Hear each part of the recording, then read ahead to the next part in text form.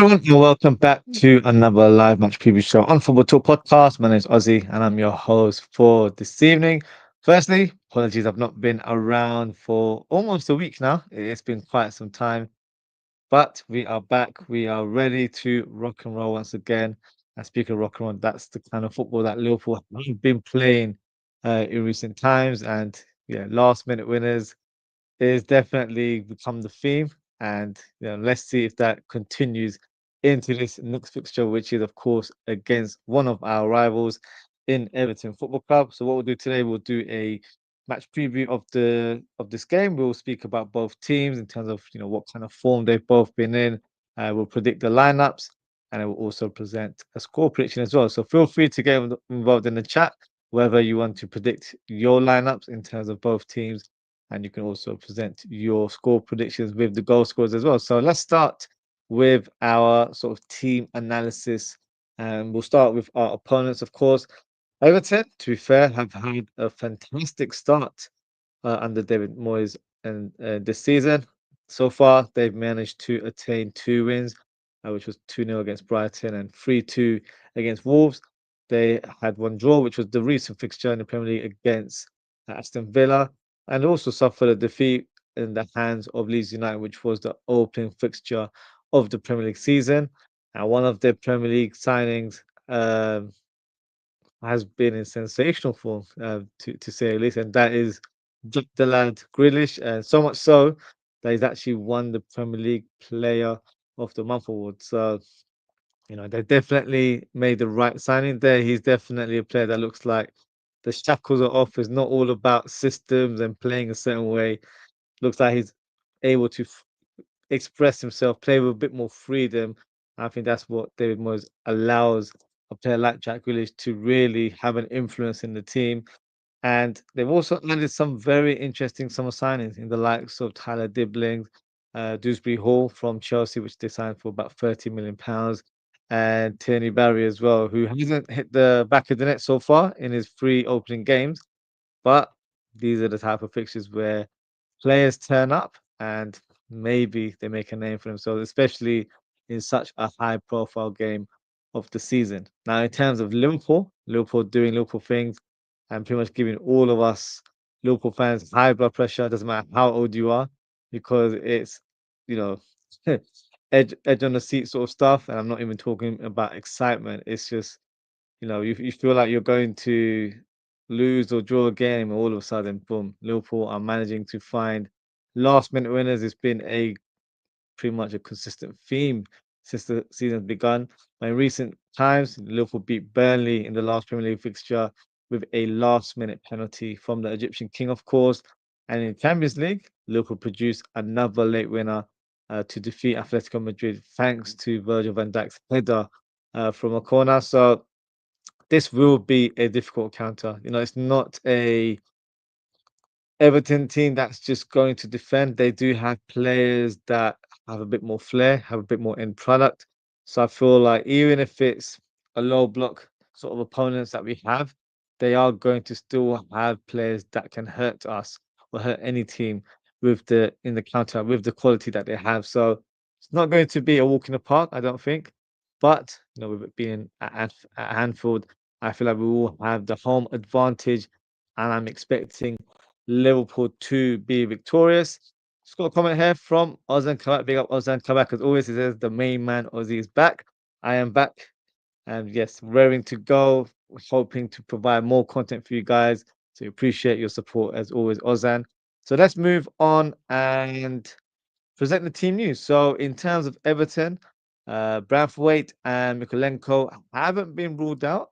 They have suffered recent injuries, but David Moyes refused to, rule them out completely for this fixture. So maybe they will have, or they probably had a late fitness test early on today, and maybe we'll get a bit more of a clarity in tomorrow's squad. But other than that, Everton pretty much have a fully fit squad. Now, in terms of Liverpool, Curtis Jones is back in the fray, as it was mentioned in the press conference earlier today. Isak is getting close to match fitness. Arne Slot mentioned that he played 60 minutes against Atletico, and was definitely feeling the effects of playing at such high intensity because he hasn't trained much this season.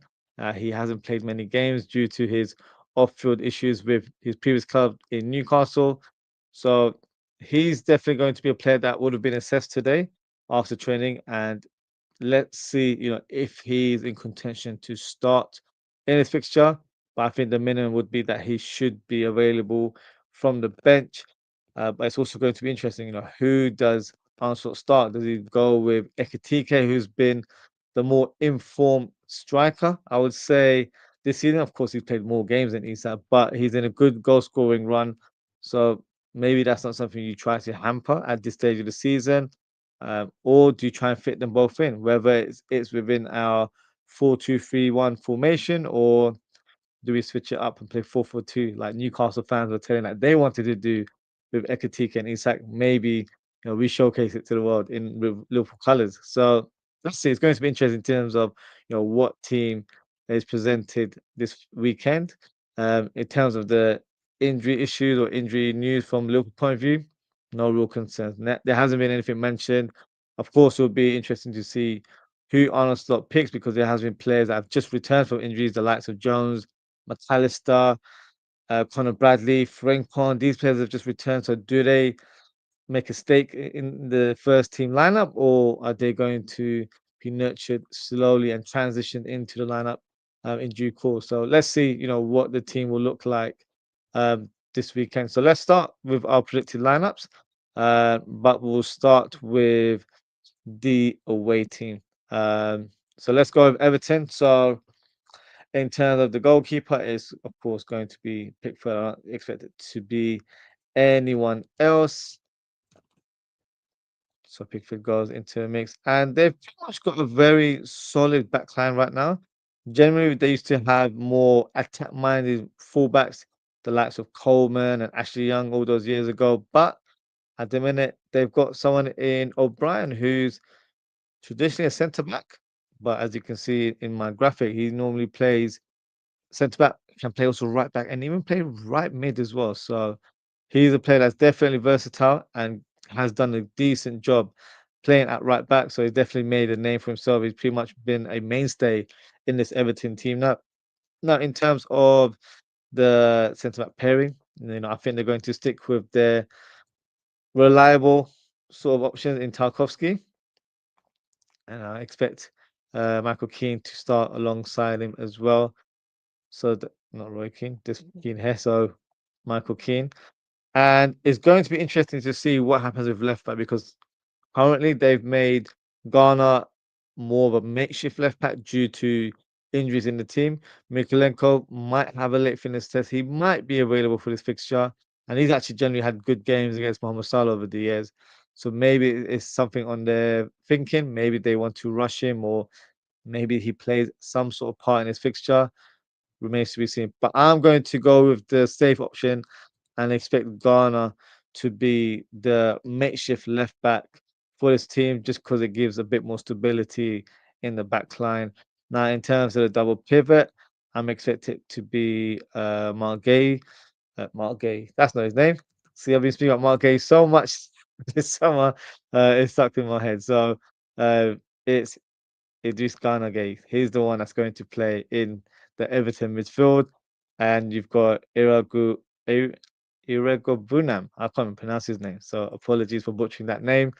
Uh, so yeah, let's see if I can find him. There he is. So he will be playing alongside Ghana. Now, in terms of the advanced attackers, um, we're going to go with Ndai, who's generally played left wing for Everton last season, but he's definitely a multifunctional player, can play on either wing, very comfortable to be fair. So I'm expecting him to play on the right hand side. Of course, Jack the Lad Grealish will be playing on that left hand side, and he normally has a good fixture performance against us. More so because we had Trent Alexander-Arnold as our right back. So let's see who starts for right back for Liverpool, and we'll be interested to see what kind of battle it was. It will be on the field, and in a more advanced role in comparison to what he's played over the years, got Dewsbury Hall. So very, very interesting midfield here. Very solid in terms of physique, in terms of energy. Um, you've got players that are, good build, but then at the same time, you've got trickery coming from that left hand side in Jack Grealish. You've got Ndai, who's direct, he's really quick, has an eye for goal. So very interesting balance in this Everton side. Big talking point from an Everton point of view would be who do they start in this fixture? Do they go with Beto, who's always been a player that has troubled the Liverpool defense over the years, or do they go for their signing um, in terms of apologies? For some reason, you are not seeing my graphic. So I've been talking to myself all this time. There we go. A bit more clearer now. So there is the Everton lineup. Now, in terms of the striker, they've signed, is it Tierno Barry from Villarreal? They spent £27 million on him. Hasn't hit the back of the net yet, but it's just the kind of game where you give him a starting place and then you pretty much let him play the occasion rather than the game. Could be the case, but I think they will go ahead with Beto. So that's the player I'm expecting them to start with. So drop a comment and let me know what you guys think of this lineup. Is this what you're expecting to see in terms of our opponents? Do they, scare you? Not scare you, they never scare us, but the Liverpool Football Club. But do you see any sort of Dangerman that could cause us havoc in this fixture? Who knows? Just gonna go through the comments. Double D laughing to, I think it was my pronunciation of one of the midfielders there. And then yeah, apologies. For some reason I was sharing the wrong screen, and here we go. We have the Everton graphic on screen now. So feel free to drop a comment, let me know what you guys think. Now let's move on and discuss the Liverpool lineup, and I'll make sure this is working this time. So here we go. There it is. So here is the. Why have I got it? Let me rename this. You can tell I've been off for a week. I'm all over the place today. So let's go. Liverpool 11. So I'm expecting a few more debates in this one because everyone's got an opinion in terms of certain players, certain profiles, or maybe we switch it up for this occasion. Maybe we go for more experienced players. Who knows? But this is what I think that we should play with, and also what I'm expecting Arne Slot to go. So I'm going to sort of balance the argument here. So in terms of goalkeeper, I don't think there's any debate on this one. So we're going to go with Allison for this fixture, of course. Um, there you go. Now, right back and left back. This is where it's going to be tricky. Now, of course, Szoboszlai has been in fantastic form in recent weeks. We can't deny that, but we can't also deny the fact that he's not actually a right back. He has been made or has played as a makeshift right back due to the injury issues we've had in the squad. But with Connor Bradley and Jeremy Frimpong available now, do we switch up? Do we revert back to our traditional ways? I think for this fixture, we might do so. But the big talking point is who starts. Is it Frimpong or is it Connor Bradley? There's an argument for both because with Conor Bradley, he's a bit more experienced in terms of playing Premier League football. This is the kind of game that suits his skill set, where it's going to be physical, it's going to be intense, and there's going to be moments where you're going to have to really show your defensive qualities, i.e., slack the full smashing one in if you have to, you know, do what you got to do to try and rattle the opponent fan base or try and disrupt the momentum of the other team. Or do you go for Frimpong, who will let his football do the talking, in regards to his pace and his directness on that right-hand side? And of course, he played a part in that Burnley goal because it was his cross that led to that handball. And even against Atletico Madrid, he played a part in terms of the attacking threat.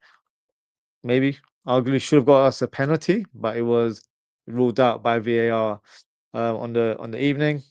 But that's one of those things that just happens. So for me, I'm going to go with Frimpong. I think um, with Jack Grealish and with a makeshift left back in Ghana, it makes more sense to have a player like Frimpong who will cause havoc on that part of the pitch and provide uncertainty. And then you've got Mohamed Salah ahead of him as well. No, that's not really a teaser because we all know Salah's going to start this one.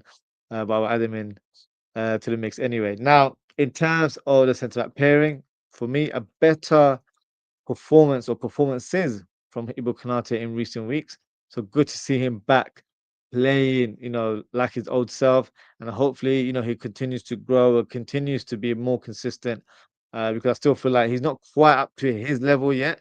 He's probably 70% there. So for me, continues to focus and hopefully it can regain the form that we've seen over the last few years. Of course, still uncertainty in terms of his future. Does he you know, have a decision in mind in terms of staying at Liverpool, or is he being swayed to move over to the white side of Madrid? Who knows? But for now, he's a Liverpool player, so that should be the focus, especially in today's show, anyway, because it's a match preview. But he's been in better form, which puts us in a good light for this fixture. Then you've got Virgil van Dijk, of course, alongside him. For this fixture, I'm actually going to go for Robertson. I feel like experience is very key here. Now, some may counter and say, well, look, they're going to play with Ndai on that right hand side. Is he going to cause havoc to the Liverpool team? Possibly. But I feel like with Robertson, you've got a bit more of a calm, a bit more measured approach. Turkey has been a bit wild, I'm not going to lie, but I think that's more so his youthness right now, where he's showing lack of experience, he's showing a bit of immaturity in his game, and unfortunately, he's trying to impress the Liverpool fan base a bit too much, where he's doing he's going a bit over the top in terms of challenges and tackles, and against Arsenal, I thought he was really, really good, but he needs to find that kind of level of performance on a more consistent basis. But I think that'll come. 21 years of age, he's young, he's hot-headed right now. He's trying to impress everyone. So, of course, he's going to make errors. He's going to be a bit erratic here and there. So, for this one, I think it would be best to sit him out, play Robertson in the beginning, and then bring him on in the second half where, he can definitely cause havoc with his pace and width on that left-hand side. So, I'm going to start with Robertson for this one. So, feel free to let me know in the chat what you think, because I'm sure fans will have difference of opinion in regards to that. And in terms of the double pivot, this will surprise some as well. I'm actually going for Szoboszlai in the double pivot alongside Gravenberch. Gravenberch has been immense in recent games, especially against Atletico and Burnley as well, to be fair. Uh, but he's really shown quality in his game. And what the uniqueness about his form and the way he plays is that he's making that number six position his own. Like he's playing in a way where maybe in years to come it will be known as the groundwork role, just because he's not playing like Makalele, he's not playing like N'Golo Kante, he's playing his way, he's using his strongest skill set and he's playing it to his advantage. So, he's really reforming that position altogether.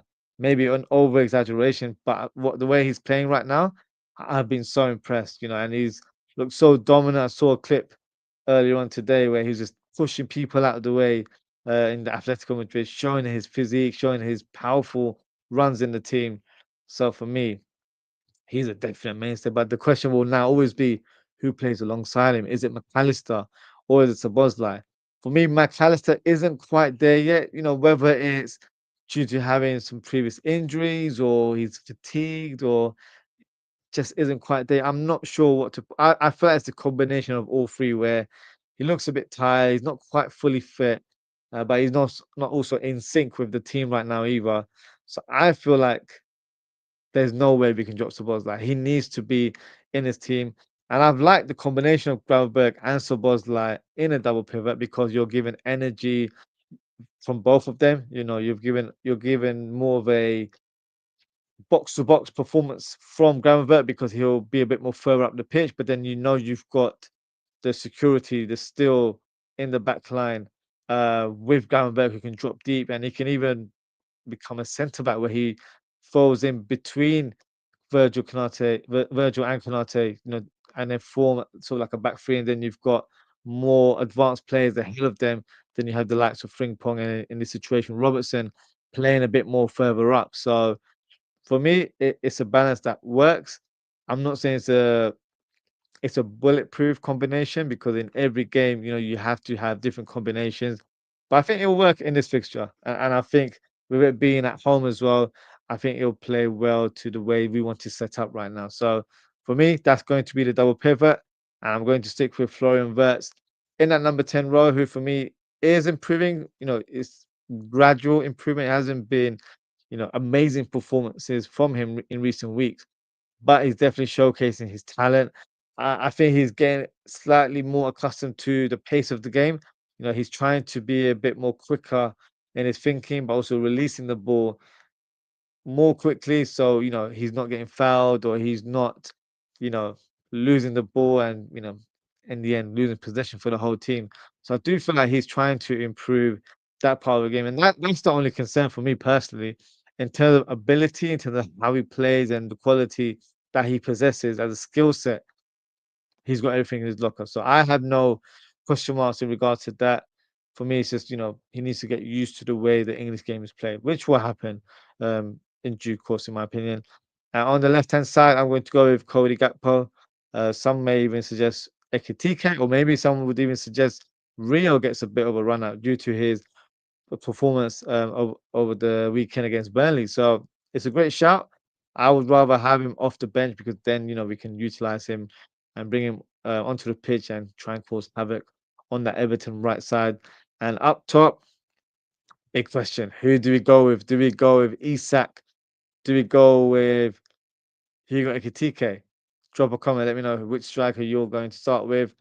I'm going to go with Alexander Isak. Now, I don't think he'll play the full 90 minutes, but I think it'll probably be similar to the other day where he plays 60 minutes and then you bring on Ekitike for the last half an hour. That's the way I would do it in this fixture.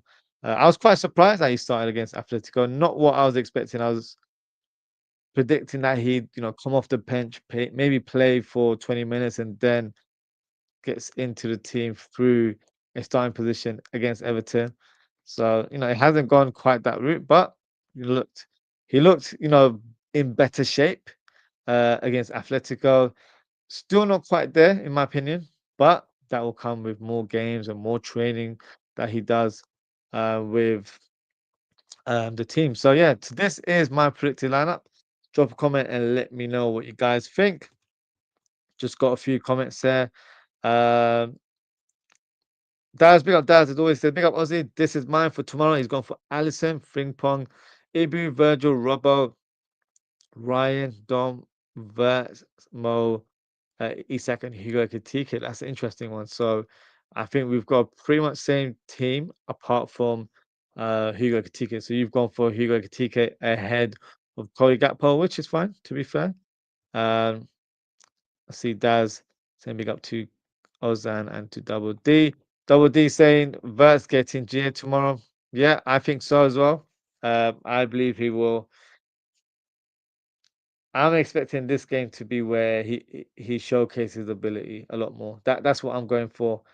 Um, of course, I'll reveal my prediction very, very shortly. But I think, um, yeah, in terms of the way he's playing, he's slowly getting up to speed. He's not quite fully there yet, but I'm seeing traits. I'm seeing, different sort of skill sets in terms of, how he's playing. It's just, more of a thing where he just needs to adapt to the way we play and adapt to the way the English game is also played as well. So I have no qualms on Vets, being the superstar that he is, in my opinion. He will be the superstar of the team, and he will definitely showcase his talent to the world. Daz has gone for Isak, and Daz asks, "Would you play Isak on Wednesday, Aussie?" Would I play him? No. So I would rest him for that fixture, just because you still have to manage a player's game time. Just because he hasn't played in preseason, we don't need to play him in every game or start in every game, in my opinion. So I think he'll be available for team selection. I think he'll be a player off the bench, but I don't expect him to start against Southampton. I think this would be the game to give opportunities to other players in the squad that haven't been as active as others. So the likes of Leone, who I'm expecting to see in this fixture, Robertson, even though I expect to start, but he won't be getting a lot more game time, in my opinion. So the likes of Robertson, Leone, Joe Gomez, Bradley, um, McAllister, maybe try and regain his fitness levels. Bajtic, if he's available, why not? Maybe throw him in there. Trainioni, Rio. You've got Ekitike, who's been in and out of the team, but maybe this is the one to continue his momentum and continue to help build his confidence in the team because he probably wasn't expecting us to sign Isak. I think I saw an interview earlier on today with Tim Werner, one of our directors at FSG, that they weren't quite. It wasn't quite the plan to sign both strikers. Um, is because of Newcastle's earlier stance. But hey, look, I'm very pleased that we've got both strikers in our squad because it's probably the best duo in the Premier League, in my opinion, maybe even Europe. I'll go as far as to say that because you've got one player that is pretty much the complete forward, and you've got someone that is on the verge of being a complete forward, like the main guy as well. So for me, it's a great headache to have these players to play um, either alongside each other or play in rotation. I think it's a long season. We'll probably see a mix of the two. But it's a great headache to have for a coach to have top quality attackers like that, and that's why it bodes well in terms of how we're going to do this season. And I'm expecting silverware. I'm not gonna lie, I'm expecting us to win some trophies this season. So yeah, it should be good sort of run of games in the next few weeks, and of course playing in the Carabao Cup next week.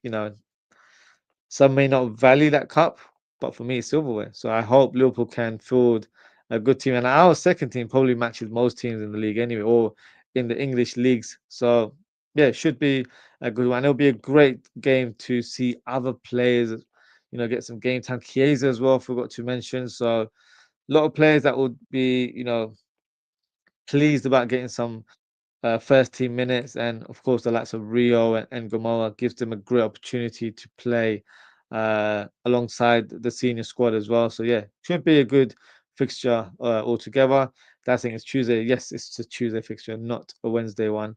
So this is my predicted lineup for Liverpool versus Everton. Now, in terms of my score prediction, um, I'm going a bit bold, if I'm being honest with you, especially if you look at our recent results.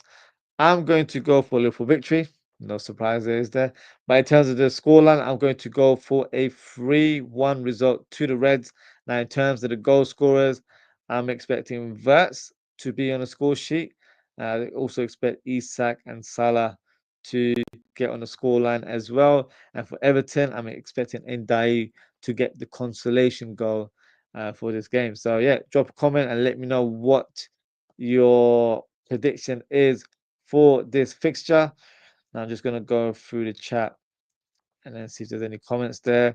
Uh, Dada, what's your bench for tomorrow? Okay, so with this being my starting lineup, of course, Mamadashvili will be the goalkeeper.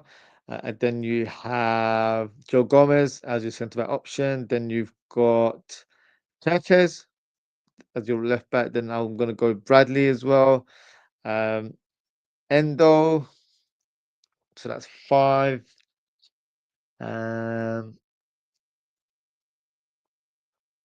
who else could go? Do we have any other midfield? Jones, because Jones is back in contention. So Jones will be there, and then we've got 3 more positions there. So we've got Rio. I think he'll be an attacking option, and then I'm going to go for Chiesa, and I'm going to go for Ekitike. So that's going to be my bench. And Double D has gone for a 2-0 prediction. I love that. You know, scoreline gap is still 2 goals, but he's expecting a clean sheet, which I'm all for, to be honest with you. And Daz has gone for 3-1, similar to mine. So he's gone for Mo 1, Isak 1. He's gone for Cody as well. So you're expecting to see Cody come off the bench and score because he wasn't in your starting lineup. So that's an interesting one there. So yeah, that should be an interesting game. We've got not long to go. Pretty much in 13 hours time we'll be watching the game. So yeah, should be an exciting one. Midday kickoff, no surprise that Liverpool always seem to get the 12:30 kickoffs, but hey, that's how it goes. But Liverpool needs to do the business, and hopefully they can produce that level of performance tomorrow. So that is it for today, guys. Thank you so much for tuning in. Thank you to Oz and Kabak, thank you to Double D, and thank you to Daz for your comments. Appreciate your engagement as always, guys.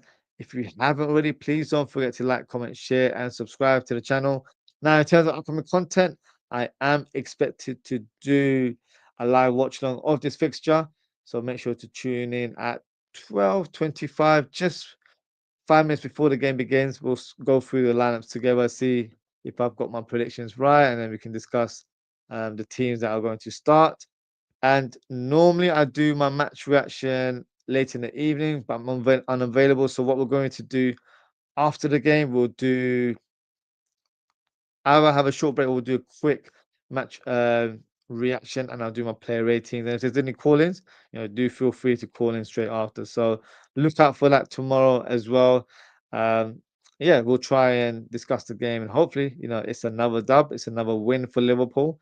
You know, 5 on the bounce would be nice in the Premier League. And yeah, let's hope we continue this winning run. So that is it for today, guys. Thank you so much for tuning in. Take care. Stay safe, and I hope to speak with you all very, very soon. Goodbye.